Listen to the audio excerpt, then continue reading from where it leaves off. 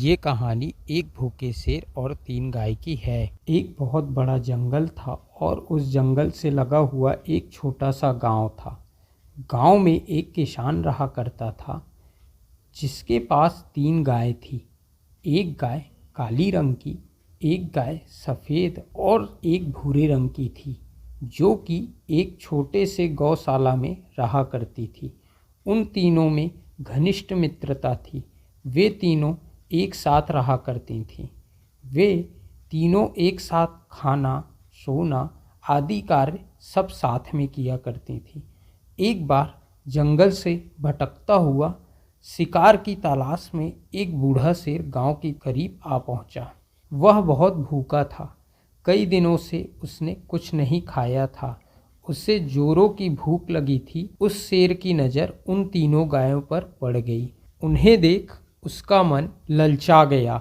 उसने उन्हें खाने का मन बना लिया। इसी ताक में वह गौशाला के पास एक बड़ी सी चट्टान के पीछे घात लगाकर बैठ गया और सोचने लगा, जब कोई गाय बाहर आएगी तो मैं उसे दबोच लूँगा और खा जाऊँगा, अपनी भूख मिटा लूँगा। पर वह तीनों वहाँ से नहीं हिली। वे बैठे बैठे आपस में बातचीत करती रहीं।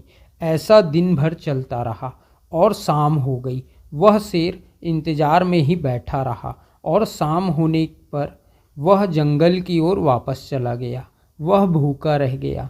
वह सुबह से फिर उसी गांव के करीब आया। उस चट्टान के पीछे आकर उन गायों पर नज़र रखने लगा, लेकिन आज भी उसे कुछ हासिल नहीं हुआ। वह दिन भर चट्टान के पीछे इंतजार करता रहा, लेकिन किसी भी गाय को अकेला नहीं पाया। इस प्रकार उस चतुर शेर ने गाय को अलग अलग करने के लिए एक तरकीब सोची और वह उन तीनों गायों के पास गया और बोला, नमस्कार मित्रों, आप कैसे हो? मैं यहाँ से गुजर रहा था। मैंने आप तीनों को बैठे देखा तो मुझसे रहा नहीं गया और मैं आपसे मिलने यहाँ आ गया। काली और सफ़ेद गाय ने उसके अभिवादन का कोई उत्तर नहीं दिया, क्योंकि वे शेर की प्रकृति को जानती थीं। लेकिन भूरी गाय ने शेर के अभिवादन को स्वीकार करते हुए हंस के उसका उत्तर दिया, मित्र, तुमसे मिलकर बहुत खुशी हुई। यह बात सफ़ेद गाय और काली गाय को अच्छी नहीं लगी। उन्होंने भूरी गाय को शेर की प्रकृति के बारे में बताया और उसे समझाया यह विश्वास योग्य नहीं है, परंतु भूरी गाय ने इसे हल्के में लिया और हंसकर बात टाल दी। इसी प्रकार शेर उस दिन वहाँ से चला गया और वह सुबह सुबह फिर उन तीनों गाय के पास आया और भूरी गाय से बातचीत करने लगा। ऐसे ही कुछ दिन बीत गए और दोनों की मित्रता हो गई। एक दिन शेर भूरी गाय से बोला, आज मैं तुम्हें जंगल की सैर करवा लाता हूँ और तुम अपने मित्रों को भी अपने साथ रख लो। इस बात पर काली और सफ़ेद गाय ने शेर के साथ जंगल जाने से मना कर दिया, लेकिन भूरी गाय जंगल जाने के लिए राजी हो गई। वे दोनों जंगल की ओर चले गए। वहाँ शेर ने भूरी गाय को हरे घास का मैदान दिखाया। भूरी गाय हरी हरी घास देखकर बहुत खुश हुई और वहाँ मन भर के घास चरी। वे दोनों शाम होते ही गांव की तरफ आ गए और शेर वापस जंगल की ओर चला गया। इसी प्रकार दूसरे दिन शेर भूरी गाय के पास आकर कहा, चलो मैं आज तुम्हें फिर से घास के मैदान ले चलता हूँ और तुम अपने मित्रों को भी साथ ले लो।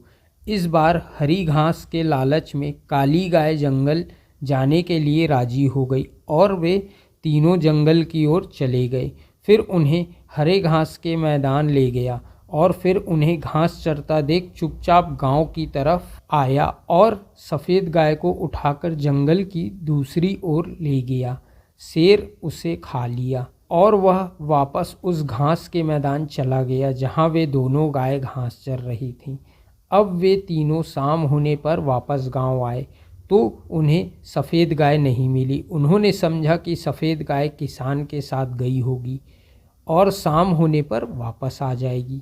शाम होते ही शेर जंगल की ओर चला गया। अगले दिन सुबह शेर फिर गांव की तरफ आया और भूरी गाय से बोला, सफ़ेद गाय तुम्हें घास के मैदान में बुला रही है, जल्दी जाओ, वह तुम्हारा इंतज़ार कर रही है।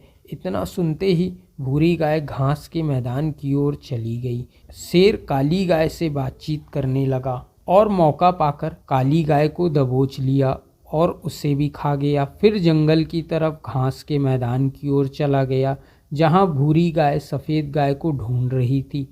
वह शेर को देखते ही बोली कि भाई, सफ़ेद गाय तो मिली ही नहीं। इतने में शेर जोर से हंसने लगा और बोला, तुम एक नंबर की बेवकूफ़ हो। अब तुम्हारे दोनों दोस्त नहीं मिलेंगे, वे मेरा भोजन बन चुके हैं और कुछ ही देर पश्चात तुम भी नहीं रहोगी।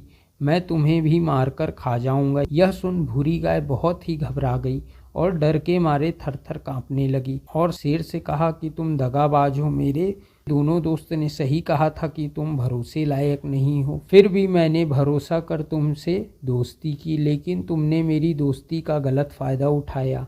यह बोलते हुए रोने लगी और फिर शेर उसे भी खा गया। कहानी से यह सबक मिलता है कि एकता में बहुत बल होता है और सच्चे मित्र द्वारा कही गई बातों पर हमें चिंतन करना चाहिए। उन बातों को हमेशा नज़रअंदाज नहीं करना चाहिए। तो दोस्तों, कहानी यदि पसंद आई हो तो लाइक और शेयर ज़रूर करें। कहानी सुनने के लिए धन्यवाद।